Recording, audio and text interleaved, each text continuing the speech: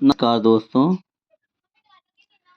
एक सवाल लोगों के जो एसआईआर फॉर्म मतदाता पत्र आए हैं, उसमें बहुत से लोगों का कन्फ्यूजन ये है कि ये फॉर्म के जो लास्ट में जो 2 कॉलम है, इनमें से कौन सा कॉलम उन्हें भरना है, कौन सा जो शादीशुदा महिला है उनको भी परेशानी हो रही है।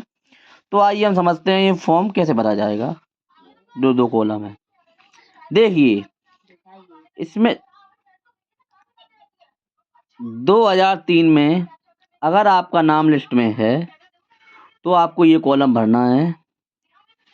अगर 2003 में आपका नाम नहीं है, 2003 लिस्ट में अगर आपका नाम नहीं है तो आपको ये कॉलम भरना है।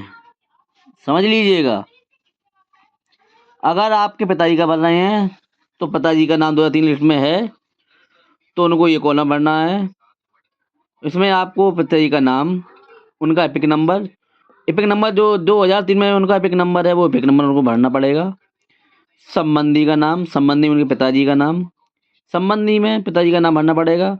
उनसे क्या संबंध है, आपके पिताजी से क्या संबंध है, अपना जिला, अपना राज्य, अपना विधानसभा क्षेत्र। 2003 में आपकी विधानसभा क्षेत्र की संख्या कितनी थी वो आपको यहाँ भरनी पड़ेगी।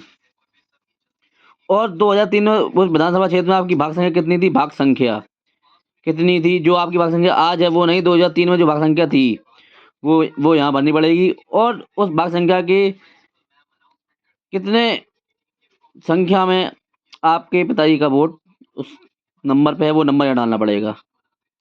अगर आपका नाम 2003 लिस्ट में नहीं है तो आपको ये कॉलम भरना पड़ेगा।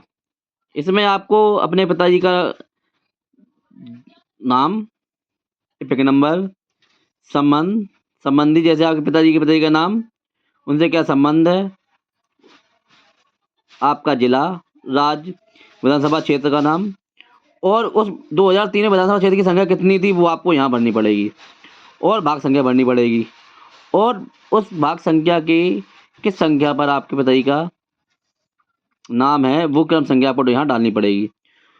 शादीशुदा जो महिला हैं उनको अपने मायके से अपने पिताजी का नाम डालना पड़ेगा, उनका एपिक नंबर, उनके पिताजी का नाम, उनका जिला, उनके राज्य का नाम, विधानसभा क्षेत्र 2003 में क्या था वो डालना पड़ेगा। विधानसभा क्षेत्र पिताजी की कितनी थी 2003 में वो डालनी पड़ेगी। भाग संख्या कितनी थी वो डालनी पड़ेगी। और उस भाग संख्या की लिस्ट में कौन सा नंबर उनके पिताजी का वोट है वो डालनी पड़ेगी। ध्यान रखिए, यहाँ एपिक संख्या 2003 में जो एपिक संख्या थी, चाहे महिला हो या पुरुष हो, जो शादीशुदा महिला हैं उनके पिताजी की एपिक संख्या 2003 में क्या थी, और जो पुरुष हैं उनके पिताजी की एपिक संख्या 2003 में क्या थी। क्योंकि आजकल बहुत से लोग अपने वोटर आईडी के एपिक नंबर को चेंज करा लेते हैं, जिससे कि उनका फॉर्म गलत हो सकता है। इसके बाद आपको यहाँ साइन करने हैं और डेट डाल के बीएलओ को जमा करना है। धन्यवाद।